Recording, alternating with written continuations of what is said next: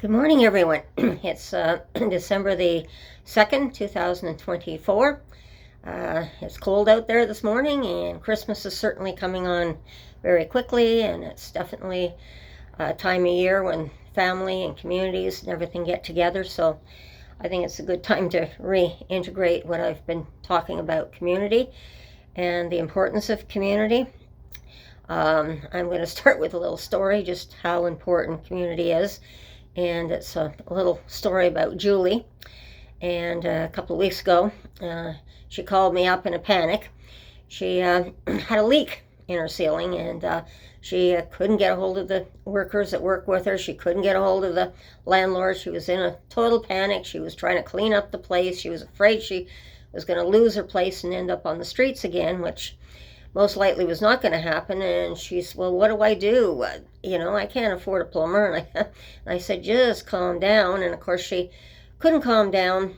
And this is one of the things that, being on the streets for 20 years, she has no idea what she should be doing in the situation. So I said, I'm not in that situation that you are in, at least with the social housing that I'm in. There is a maintenance number to call when something like that happens, and they come right away.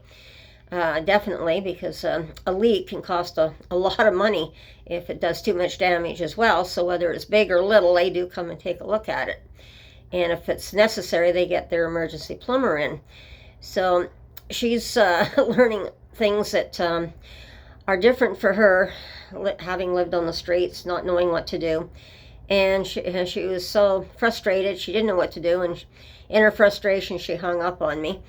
And so what I did was right away, because I have support of the community association and that, so I called up someone in the community association who also, because her workers also know that Julie works with, or the community works with Julie, I should say, and we've been working with them for a long time, and that I work with them. But one of the people in the community association is on top of it with her workers to ensure that she is okay. So she put in an emergency email that Julie was in a panic because there was a leak and they needed to get on top of it, not just not answer it to their phones or their answering machine, whatever. They need to get on top of it. So within a couple of hours, it was all straightened out for Julie, which she was very grateful for. And so the leak was stopped, and but she's got a mess to clean up, and there's some other problems that she had to call her. Now there's mold and everything too, so it depends on just how long this leak has been going on. It might have been a small leak in the ceiling, and all of a sudden the pipe just burst. So it was straightened out. She's very grateful for that. But this is one of the things when I talk about supportive housing, is to ensure that the most vulnerable, like in Julie's case, she panicked because she didn't know what she was supposed to do. And and I didn't panic. I just said, well, I can't do anything here for her because I'm not in the situation, but I knew I had to make a phone call so that I could get help to Julie. So it's very important to have that communication within the community to straighten things out. So that worked out all right, thankfully, and Julie's okay. So I think having community, it's so terribly important. Like, even if there was an emergency when I was growing up, living in a community, oh my goodness, I'd have a small crisis at home or something like that, and I was alone, even as a teenager, and I didn't know what to do. I just went to the neighbor, and the neighbor would come and help me right away.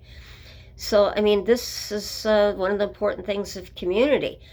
And, sometimes it can be family is your community, but families are split up in different ways, and there's different types of families today from the traditional family that I grew up in. So there's a lot of problems that have to be resolved, and it's not easy because for those who are vulnerable, that need those supports, those are the only kind of family, in a sense, that people who have been on the streets have to go into buildings and have to start learning how to look after each other.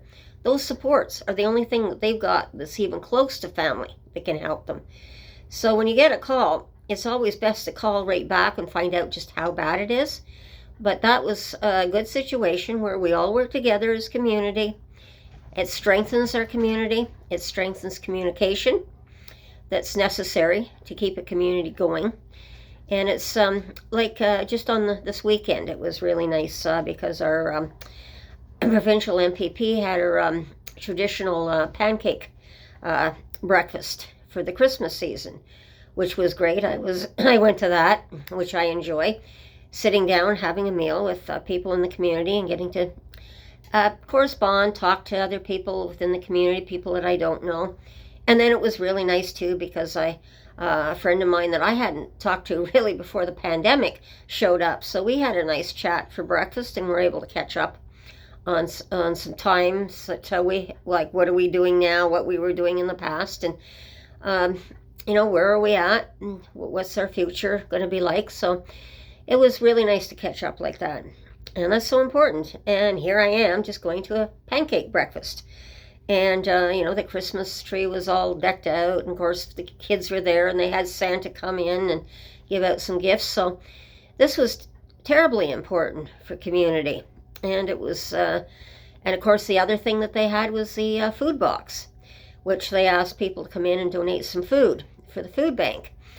And a lot of people brought in food. Like, I could only bring in a couple of things, but that's all right. I contributed as well to the food box, but it was nice because people were bringing in bags and things, and then it was all different nationalities and that coming in, and it was more than just pancakes. Suddenly we're all these people coming in from different countries and all over. They were bringing in things for breakfast too, so it ended up being a really, really good breakfast to have.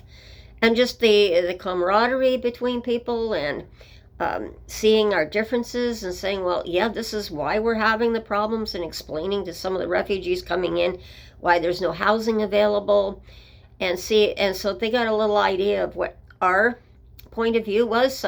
It's not that we don't want them in here, but right now we have a problem with the shortage of housing. We can't even take care of ourselves, let alone take care of thousands of people coming in from other countries. And that's why we're having to cut back on people coming in. So, as I put it, like, what do we do with all these people, and our own people? Do we have to look like refugee camps that we see overseas? Or are we going to have to put everybody up in tents? So it was really, really a good conversation I had with a couple of people on that as well, so they understood what was going on.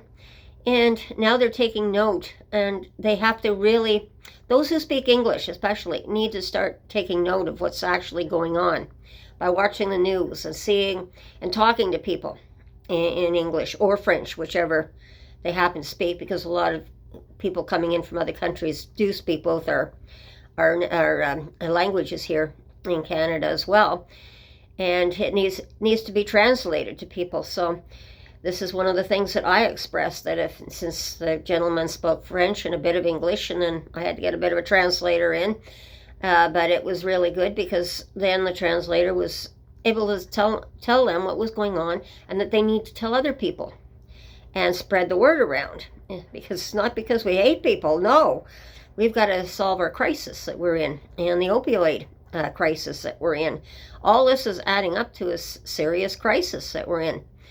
And it's got nothing to do with them coming into our country. We'd love to have them come in, but we can't do it right at the present time. So it was a really, really good thing to get together and community. And I can never express how good it is to have community.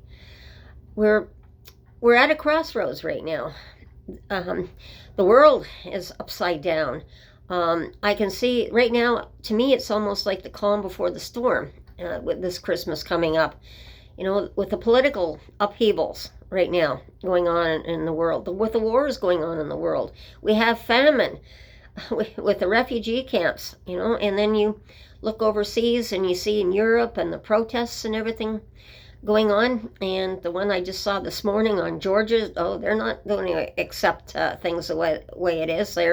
They're definitely marching for democracy. So, and democracy does seem to be on the downswing at the moment, but I think people are going to start fighting back shortly.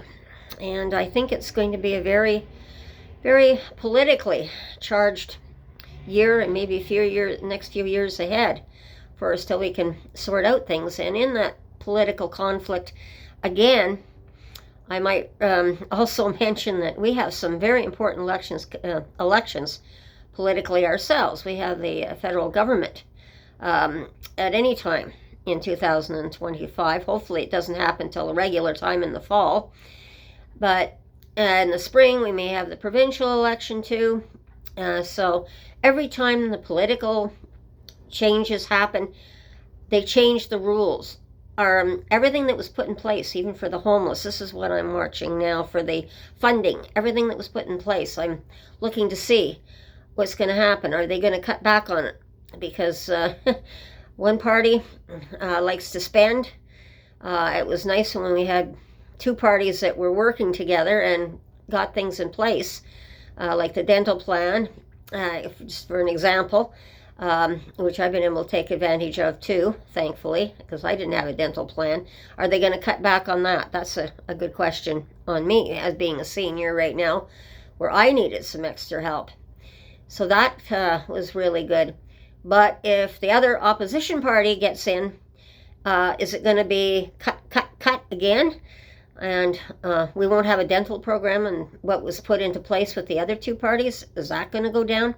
Like, there's a lot of unanswered questions coming up for this, and unknowns coming up for this 2025. So I think it's this time that we need to stay close to people that we really trust, that we really know. And if it's family, that's great. But with the political conflict, so many families are being split up with political conflicts at the moment, and on one side and the other on the other side. And I know this is one reason why my parents, when we had supper around the dinner table, we never talked politics, period. That was definitely one rule in the house. And I think it helped to also keep the family together, to try and keep the politics out of it when I was young. So I'm not going to talk too long again today. It's getting a little bit longer again, but everyone, I will try and keep you updated. Things are slowing down now that we're getting into December. But when I do hear something, I will update you. And everyone, take care, be safe, watch your surroundings, and we'll talk again soon. Bye-bye.